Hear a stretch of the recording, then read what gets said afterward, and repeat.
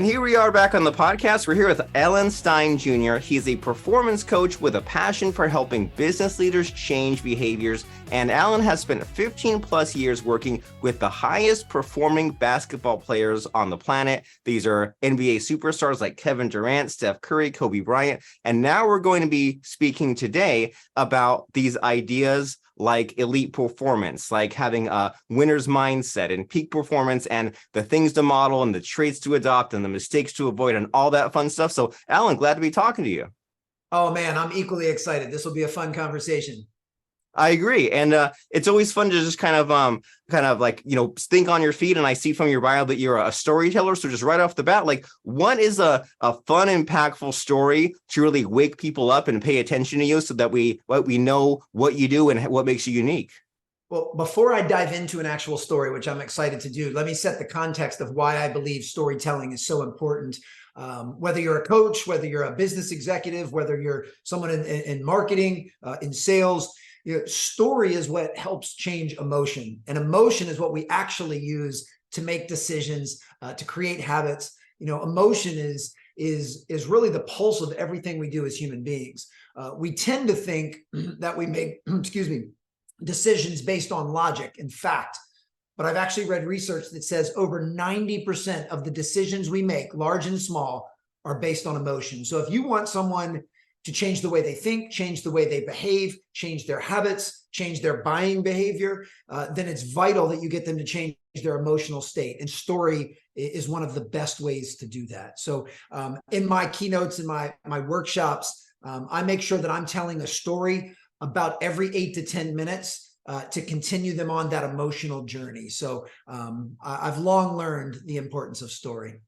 And that's a great tip right off the beat. Every 8 to 10 minutes, having that in your back pocket, one of those stories. And, you're making me think that even just as recent as last night, I was working on a project, I was stuck, and I was kind of stuck in that kind of facts and figure mode. And I told myself a story. I was like, how do I teach this kind of geeky, techie concept? And I said, instead of trying to say, you need to do this, or here's the steps, I said, well, how about this story? And here's where it begins, and here's where the problem is, and here's kind of the journey you go on, and here's the struggles you come across, and here's where you end up. And then like this 10 pages of this book I was writing just kind of flowed, and it explained this kind of boring and technical concept in a way more fun and engaging way, because just this idea of tapping into our human brains are not computers. They weren't meant to learn from the facts and figures. They learn from stories. So why fight that? Lean into that.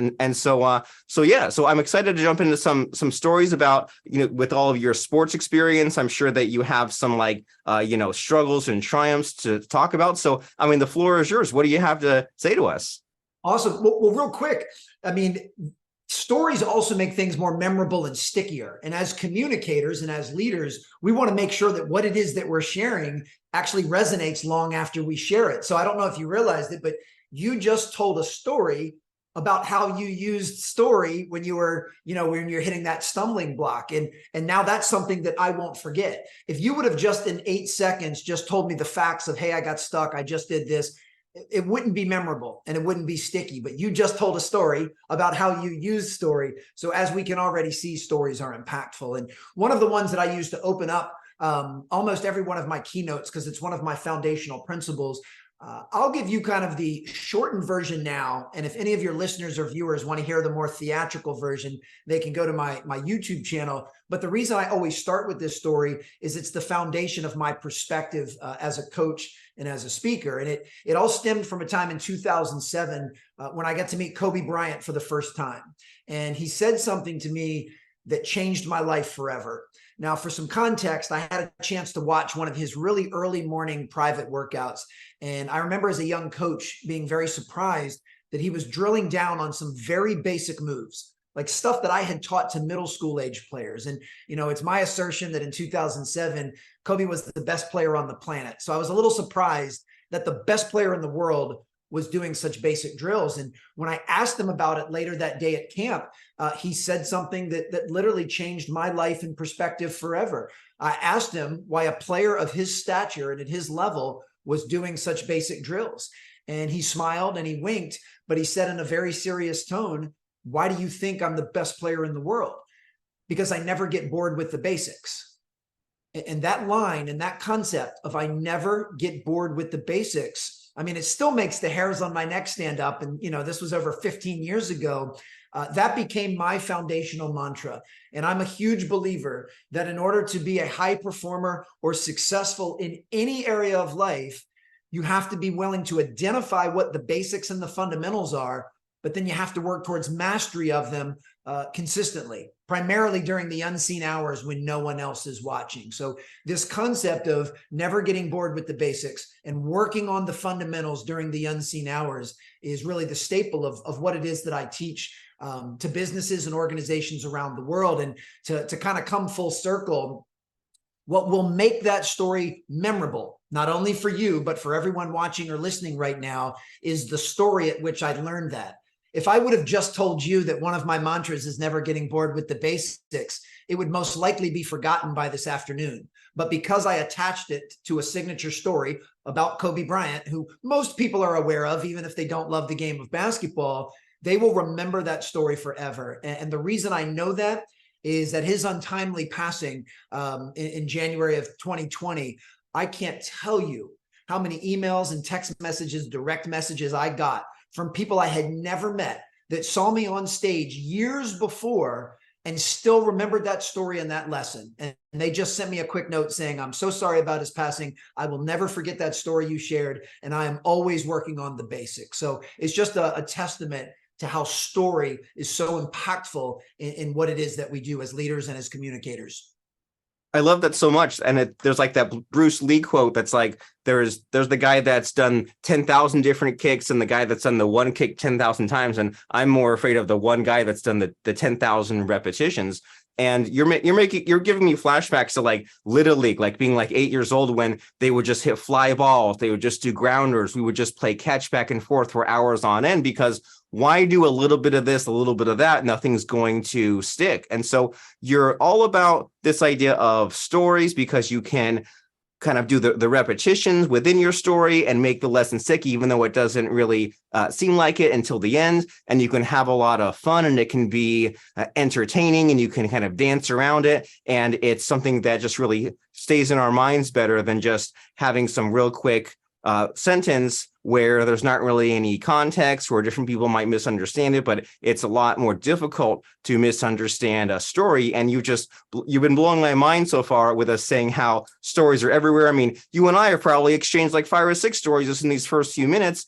And there's that kind of just reminder, I guess, so far that we need to be seeking these stories, figuring out our good stories, and communicating in stories, because that's how the best communicators and the best leaders are just speaking all the time, whether we realize it or not. And so when it comes to you as a business coach, like, what does that look like? Like, what sorts of problems do people come to you with, and what's kind of your focus as far as solving these problems? Well, no, you said so much insightful stuff there. A couple of things. One, I love that you brought up the fact that, as I say, repetition is not punishment. Repetition is the oldest and most effective form of learning and skill acquisition on the planet. So if you want to get good at anything, the answer is repetition, repetition, repetition. So that's crucial. And I love that you're doubling down on the importance of story, excuse me, in order for us to be able to sway that emotion. And what's so important for your listeners to understand is you don't need to have a big, giant 5-minute theatrical story about Kobe Bryant in order for this to actually work. Every person listening to this has a lifetime of stories, and all you have to do is mind them. In fact, many of the most effective stories aren't about famous or notable people, but they're about your own personal experiences. It's about saying, hey, remember this time when I did this and this happened, that it's still story. So often the mistake people make is thinking, well, I don't have any experiences with really famous or notable people, so I guess I don't have any great stories. And nothing could be further from the truth.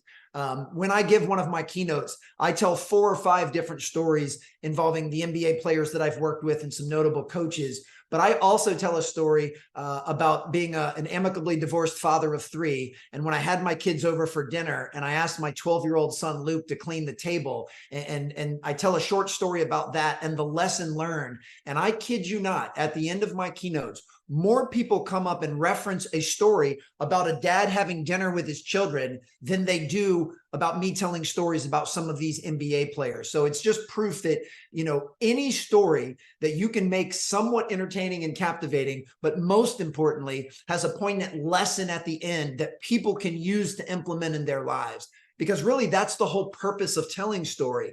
It's not about me, it's about you. It's about what can you get out of this story? What's the lesson? I'm not just telling it to tell it. I'm telling it because if you actually implement the lesson that I share, you are going to reap benefit from that. And that's what's most important. And really, when it comes to the reason people hire me to speak, it's usually under one of two different umbrellas. It's either to help their team improve individual performance. So how can we get everyone on our team to show up consistently as their best self so that they can maximize their contribution to the greater good? Or they want my help in improving organizational performance, collaboration and cohesion and communication. And how can we get all of us to, as I say, play nicely in the sandbox together? So it's one thing to have a bunch of all-stars on your team, but it's another thing to get them to play well together and support each other and empower each other so that collectively they can accomplish a lot. So individual performance and organizational performance is my sweet spot. And that's what most companies hire me to help with. Both sides of the coin, right? There's like the personal excellence, and then there's kind of the working with a team as well. And so what's great about some of these examples of stories that you've given is that, I think probably when I was a kid, when I heard of like this idea of stories, you always think of, like you said, they're big and grandiose, and your brain wants to go and say, oh, I want to tell like the biggest story I can, and with like it's all uphill and it's all successes, and it's like, I met the president and I met Tom Cruise, but then you and I both know that the interesting stories are the ones that are relatable, that have some kind of like suspense and surprises and failures. And so what sorts of like failures, weaknesses, difficulties do you have to share, the fun stuff? Well, I think that I'm so glad you went in that direction, and you were so on point. That is so insightful. I think that's one of the reasons that my story about my son Luke cleaning the table really resonates. One, I have the vulnerability to acknowledge that I'm divorced. And I like to say amicably divorced because my ex-wife and I get along really well. But basically the story is I got frustrated with the way my son cleaned the table. And then the lesson I learned was, well, the reason he did it that way was because I didn't specify what I meant when I said clean the table. So I think, again, I'm showing some humility and some vulnerability that here this motivational speaker who's standing on stage in front of thousands of people is acknowledging that he can't even get his 12-year-old son to clean the table properly. That's how you connect with other people. Connection is about the ability to be truthful and honest and vulnerable. Acknowledge that, and I say this all of the time, both on stage and on page, that I'm not coming from a place of mastery. Even the stuff that I'm sharing with you right now, I have not mastered yet. This is all stuff that I'm still working on continuously and consistently, and I take pride in that. Now, where I'm really proud is the progress that I've made. I'm better in all of these different areas of my life today than I was a year ago, 5 years ago, and definitely 10 years ago. And that's what I want to encourage and inspire folks to do, is to not get stifled by perfection.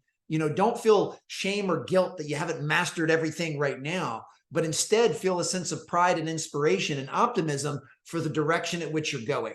And if you can make incremental, progressive, systematic tweaks to your habits and to your mindset and to your focus so that each day you're getting just a little bit better in each of these areas, then the compounding interest of time, you'll start to make massive, massive changes. But I think that is key when it comes to stories. And the other part, as I mentioned earlier, but it's worth repeating, the story is not to make me the hero or to make the person I'm telling the story about the hero. The ultimate goal is to make the audience the hero, because they're the ones that are going to reap the benefits from the lesson.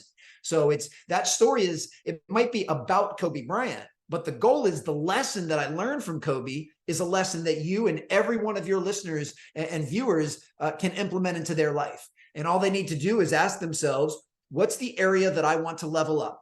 Whether you want to level up your sales or you want to level up your marriage, ask yourself, what are the fundamental building blocks to those different areas? And how can I work relentlessly towards mastery of them every single day?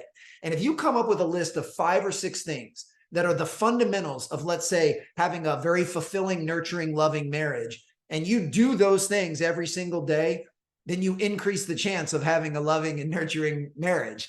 So we often make things way more complicated than they need to be. So I believe in simplifying success. I believe complexity undermines execution. So in every area of my life, I believe in making things as simplified as possible, focusing on the basics, and then repetition, repetition, repetition. And if you can do that consistently, you will outperform what you're currently doing at present. I love that. And so you're making me this thing of so many different ideas. Like there's that concept of kind of the story we tell ourselves about like who we are and the journey we've been on. And there's that sort of the eternal cringe factor and the reframing of that. Like if you look back 6 months ago and 6 months before that, if you kind of cringe at the way that you were different then that at first glance, that might be kind of a downer thought, but it's a reason to celebrate. If you can keep making this progress and you say, oh, I can't believe I was like that 2 years ago and like that 3 years ago, it means that you keep making progress. And so what I'm getting from you is that being harsh on yourself is built in, it's automatic. And we need to maybe be a little kinder to ourselves and celebrate those wins. And so you're, and stories everywhere, but you're reminding me that, as far as like productivity and time management, it's always a shifting house on sand, right? There's always like new techniques to do. And one thing I've been doing lately is just having like a Google document and having like these tasks I've needed to do throughout the day. And when I kind of do this task, I highlight it and cross it out like in the document. And I used to just delete them. And I used to like the next day, just delete all the previous day. And I keep like the last couple of days in the document. That way I can be like, whoa, I think to myself, like I've only done like 3 things. And I'm like, I've done like 17 things in those last couple of days, just to kind of give myself that reminder of what's real and that I am accomplishing those things, even though the brain plays tricks on us and makes us maybe not notice that. And so this is oh yeah, go ahead. No, I was going to say, man, I'm sorry. I didn't mean to interrupt you by any means, but you're spitting so much gold right now. And there were 2 things you said that I want to make sure that your listeners and your viewers didn't miss. The first is, and you're 100% correct, high performers in general have the tendency to be very self-critical. You used the word harsh, which is very accurate. But then you said something so important. We have to learn to be kinder and more compassionate to ourselves. This doesn't mean we lower our standards. This doesn't mean we lower our vision or our goals for what we're trying to achieve. It means we learn to speak to ourselves with the kindness and compassion that we would speak to a friend or a loved one. Because if we constantly beat ourselves up and we constantly weigh ourselves down with shame and guilt when we don't perform at a higher level, that's not how you untether and actually reach higher levels. That'll actually keep you down. So it's very important that we have that kindness and compassion for ourselves. And the other thing you said, and I started to smile because this is so true, there's actually a beauty in being able to look backwards at something we did years ago and have, as you said so perfectly, that cringe factor. I'm now in my 6th year of corporate keynote speaking after 20 years of being in the basketball space. I absolutely can look back at one of my first keynote speeches and it makes my stomach turn. I mean, that's how bad I feel about it now. But then I smile because I remember 2 things. One, I remember that at that time, that was the best I was capable of. That was the best keynote speech I was able to deliver at that time based on the skills I had. I'm very thankful that 6 years later, I've developed more skills and I've gotten in a lot more repetition to get better at my craft. But the other thing that makes me smile, and I say this with all sincerity, I hope that 6 years from now, I can look back at the next keynote I'm going to give next week and look at that with a little bit of a cringe, because that means in the next 6 years, I will have made so much progress that what I'm currently doing now will look a lot less than. And I say that with a smile. So same thing with podcasting. I mean, I've been a guest on over 300 podcasts in the last 10 years. And I look back at some of those first interviews and they are almost painful to watch. But thankfully, I stuck with it. And I've had lots of opportunities to meet amazing people like you, and I'm getting better at it. And 10 years from now, you and I might be able to look back on this interview and both of us might say, wow, we've gotten a lot better. And that is the goal. So it's all about progress. It's not about perfection. Be kind and compassionate to yourself. And I didn't want to gloss over those because you shared both of those things and they were really on point.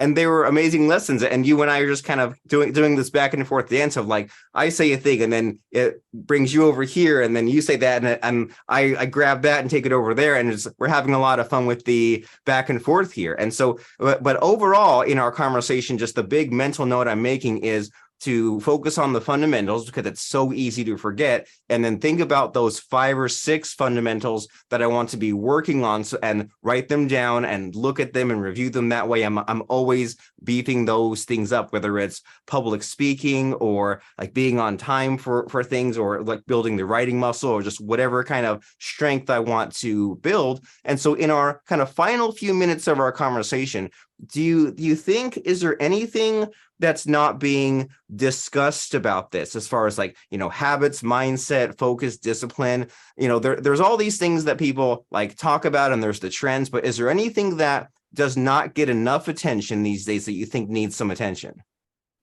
Well, I'm going to leave you with an yes. The answer to that is an unequivocal yes. And what I'm going to do is break it down into an actionable exercise that everyone listening or watching can apply. So I think most would agree that in order to be the best version of yourself and to make a maximum contribution to whatever you feel is most important, you have to show up high energy. You have to show up with your bucket full. And I say that in air quotes for those listening to audio only.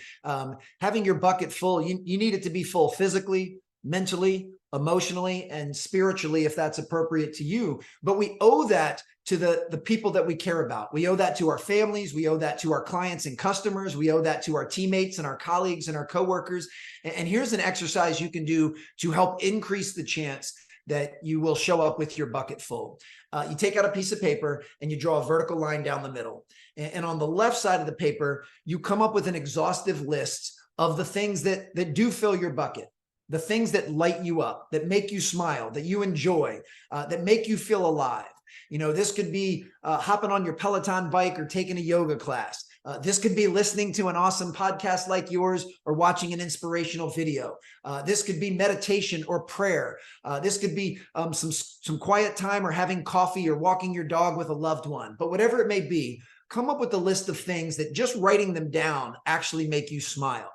Then on the other side of the paper, the other side of that line, I want you to write down how you've been spending the bookends of your day, your morning and your evening routine. How do you normally spend the first 60 minutes after you wake up?